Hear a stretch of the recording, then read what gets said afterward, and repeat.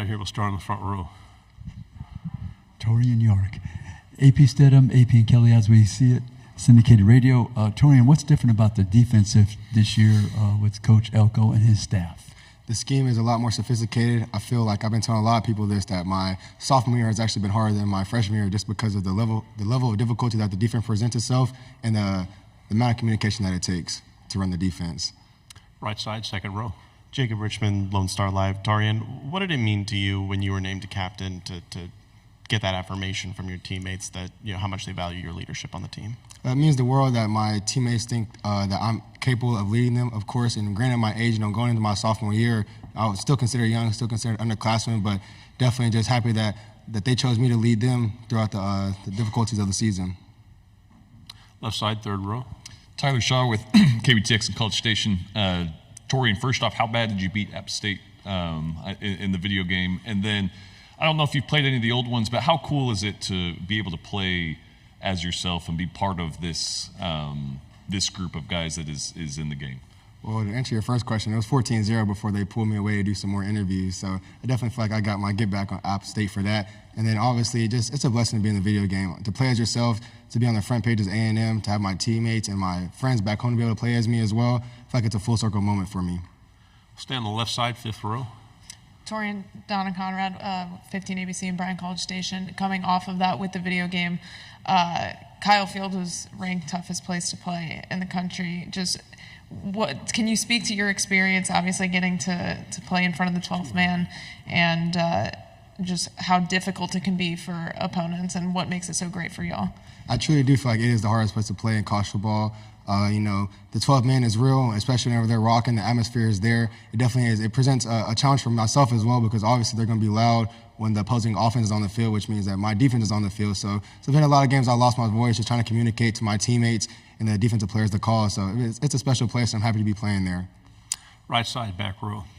Taurean, Ben Peck, NBC College Station and Temple. When you, I know you kind of came into your recruiting class a little bit later on in the cycle, and I know you probably would have come in and worked hard regardless, but did you kind of coming in so late and acclimating to the guys and to the team, did you have like an extra sense to really prove to everyone that, you know, you were there to do the work, and I guess just coming in so late in the process really make that strong impression that kind of carried over? Oh, definitely. Obviously I did sign late. I committed late as well, but just coming into the class, they welcomed me as if I was already there, And so I remember when me and Chase Basantes moved into Park West on opening day, me and him just went up there to work out, and I could definitely tell that he wanted it and I wanted it as well. So guys like Chase and Damien, people who want to work hard, I can respect that a ton. Left side, back row. Dan Peck, ESPN 106.7 in Auburn. Ben and I are cousins. You played a lot as a true freshman. What are the keys? What kind of advice would you give to somebody who wants to make that kind of impact coming straight into the SEC as a freshman? Continue to make strides each and every day, regardless of your situation. Be diligent in your work, and definitely know the playbook and know the inside and out. Know all the checks and the communications, the adjustments you have to make. Just be ready whenever your opportunity is presented. On the right, Andrew Hattersley with Gig'em 24/7. You got to play alongside Edrin Cooper last year. I'm just curious, what are maybe some of the biggest lessons you took away from playing alongside him? Play fast, play physical. Don't really hesitate. Don't think. I feel like Coop played very fast, and he played with bad intentions for the offensive players for sure. So those two things I learned from Coop. Left side. Taurean, JD with KLTV and Tyler. You were freshman All-American last year. What's it like to be one of the guys representing your team here at Media Days? I mean, it's awesome just to have this experience, especially at my young age, but it's also a blessing as well, and I just got to continue to put in the work. Stay on the left side, third row, and then we'll go there, then come here. Taurean, Carter Yates with Dave Campbell's Texas Football. What do you foresee Shamar Turner's role looking like on the defense this year? A leader for sure. Just having him on the field is a great impact, but another energy he brings and the way he runs the ball is a sight to see, so I'm happy to have him back. Right side. Hey, there's a school about an hour south of Temple that is coming to College Station late in November. What do you anticipate that game like for you? I don't know if they were involved in your recruiting process at all, and then just with the fan base as well. Nah, they weren't really involved in my recruiting process. I don't think they really reached out to me too much, But obviously, it's a special game for everybody in the state of Texas. So we're excited for that game, and I know Kyle Field is going to be rocking when that day comes. Third row, left side. Taurean, going up against the offense in practice, how have you seen? Do you feel, in what ways do you feel like they've gotten better from last year?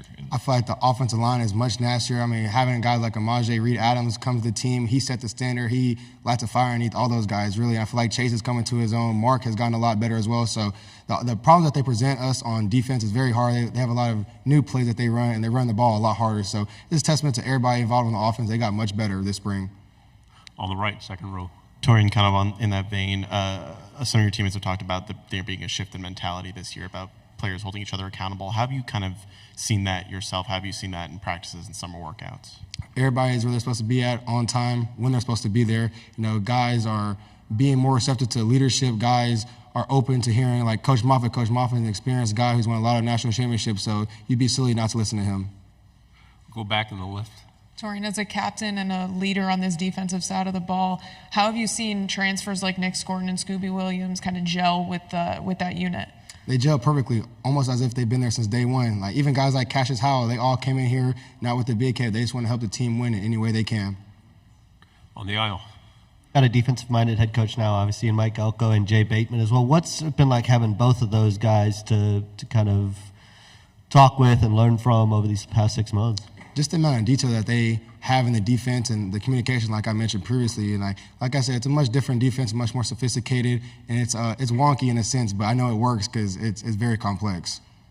Left side, front row. Michael Cobble in Baton Rouge. We had Tommy. I can't wait for you to see him on game day. That'll be fun.